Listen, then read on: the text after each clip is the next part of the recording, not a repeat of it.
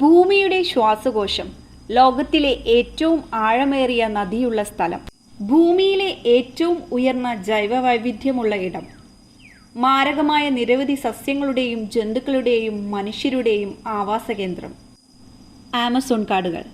ഇന്ന് നമ്മൾ സംസാരിക്കാൻ പോകുന്നത് ആമസോൺ മഴക്കാടുകളെ കുറിച്ചിട്ടാണ്.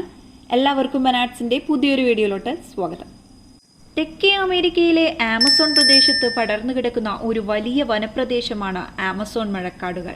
ഈ പ്രദേശത്തിന്റെ ആകെയുള്ള വ്യാപ്തിയായ 70 ലക്ഷം ചതുരശ്ര കിലോമീറ്ററിൽ 55 ലക്ഷം ചതുരശ്ര കിലോമീറ്ററും ഈ വനം വ്യാപിച്ചു കിടക്കുന്നു. 60% ബ്രസീലിലും 13% പെറുവിലും 10% കൊളംബിയയിലും ഉൾപ്പെടെ ആകെ 9 രാജ്യങ്ങളിലായി ആമസോൺ മഴക്കാടുകൾ സ്ഥിതി ചെയ്യുന്നു. ലോകത്ത് അവശേഷിച്ചിട്ടുള്ള മഴക്കാടുകളുടെ പകുതിയും ആമസോണിലാണ്. ഉഷ്ണമേഖലാ മഴക്കാടുകളിലെ ഏറ്റവും ജൈവവൈവിധ്യമേറിയതും വലുതുമായ മഴക്കാടും ഇതുതന്നെയാണ്. 16,000 കോടി സ്പീഷീസുകളിലായി 39,000 കോടി മരങ്ങളുമാണ് ഇവിടെയുള്ളത്. പുരാതന കാലം മുതൽ തന്നെ ആമസോൺ വനങ്ങളിൽ മനുഷ്യർ താമസിച്ചിരുന്നു.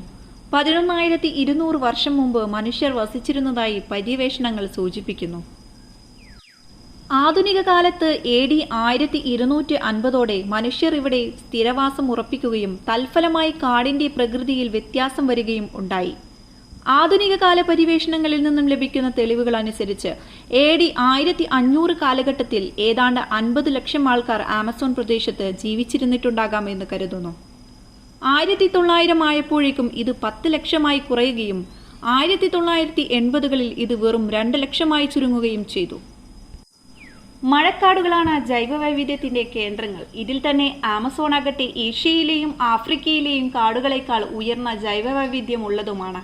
ഈ കാടുകളിൽ മറ്റെവിടെയുമുള്ള ജീവജാലകങ്ങളെക്കാൾ ജീവികൾ അടങ്ങിയിരിക്കുന്നു.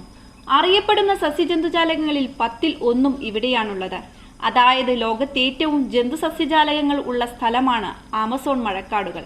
ആമസോൺ മേഖലയിൽ ഏതാണ്ട് 25 ലക്ഷം പ്രാണി സ്പീഷീസുകളും 10,000 സസ്യങ്ങളും 2,000 പക്ഷികളും സസ്തനികളുമുണ്ട്. ഇതുവരെ കുറഞ്ഞത് 40,000 തരം സസ്യങ്ങൾ, 2,200 തരം മീനുകൾ, 1,294 പക്ഷികൾ, 427 സസ്തനികൾ, 428 ഉഭയജീവികൾ, 378 ഉരഗങ്ങൾ എന്നിവയെ ഇവിടെ നിന്നും ശാസ്ത്രീയമായി വർഗീകരിച്ചിട്ടുണ്ട്. ലോകത്ത് കാണുന്ന 5 തരം പക്ഷികളിൽ 1 ആമസോൺ മഴക്കാടുകളിലേതാവും. അതുപോലെ തന്നെ 5ൽ 1 തരം മത്സ്യങ്ങളും ഇവിടുത്തെ പുഴകളിലാണ് ഉണ്ടാകുക.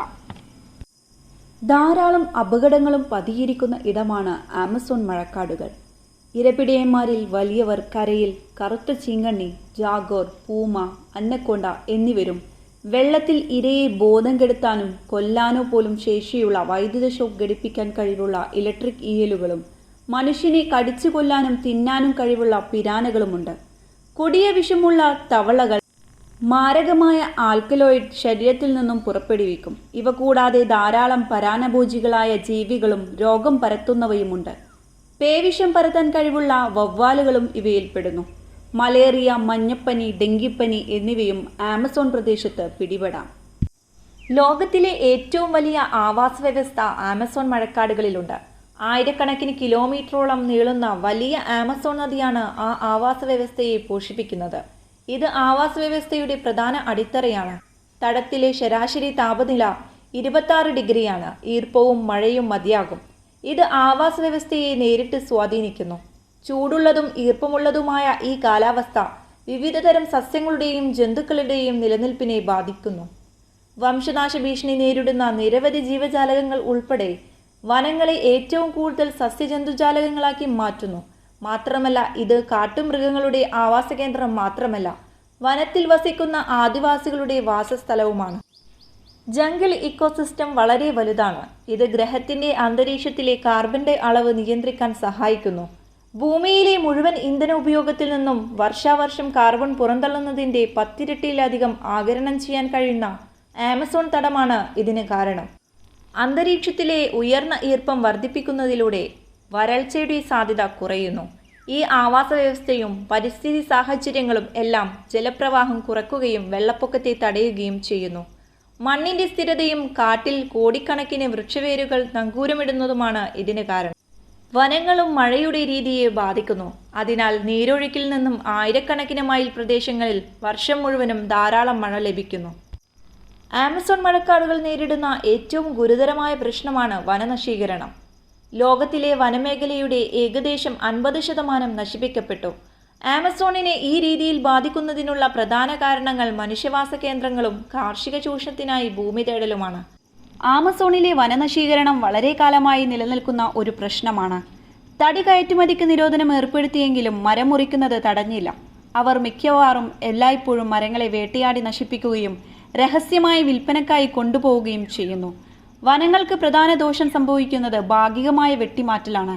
കാരണം ഈ സാഹചര്യത്തിൽ വനത്തിന് ചില സസ്യജാലകങ്ങൾ നഷ്ടപ്പെടുന്നു. ഇത് ചുറ്റുമുള്ള ആവാസ വ്യവസ്ഥയ്ക്ക് വളരെ പ്രധാനമാണ്. വറ്റാത്ത ഭീമൻ മരങ്ങൾ അപ്രത്യക്ഷമാകുന്നത് ഇങ്ങനെയാണ്. വനനശീകരണം ആമസോൺ കാടിന്റെ എല്ലാ പാളികളിലും പ്രതികൂല സ്വാധീനം ചെലുത്തുന്നു. വനനശീകരണം ആമസോണിയൻ വനങ്ങളുടെ ദുർബലമായ പരിസ്ഥിതിക സന്തുലിതാവസ്ഥയെ പ്രതികൂലമായി ബാധിക്കുകയും നിരവധി ഇനം മരങ്ങളും സസ്യങ്ങളുടെയും മൃഗങ്ങളുടെയും വംശനാശത്തിന് കാരണമാവുകയും ചെയ്തു. കൃത്രിമ തോട്ടങ്ങൾക്ക് യഥാർത്ഥ ഉഷ്ണമേഖലാ പ്രദേശങ്ങളെ മാറ്റിസ്ഥാപിക്കാൻ കഴിയില്ല. അവ പ്രകൃതി തന്നെ സൃഷ്ടിച്ചതാണ്. ചില സ്ഥലങ്ങളിൽ ഉഷ്ണമേഖലാ പ്രദേശങ്ങൾ ഒരു യഥാർത്ഥ ദുഃഖകരമായ മരുഭൂമിയായി മാറിക്കൊണ്ടിരിക്കുന്നു.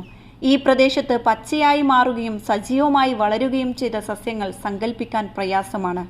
വിണ്ടുകീറിയ സ്ഥലത്ത് നിന്ന് കാറ്റ് പൊടി ഉയർത്തുന്നു. മുമ്പ് സസ്യജാലകങ്ങളും തിളക്കമുള്ള നിറങ്ങളും കൊണ്ട് അലറുന്ന ഒരു വലിയ വനമുണ്ടായിരുന്നു. ഒടുവിൽ ഈ വനം മുഴുവൻ നശിച്ചാൽ ആമസോൺ പ്രദേശം മറ്റൊരു സഹാറയായി മാറും.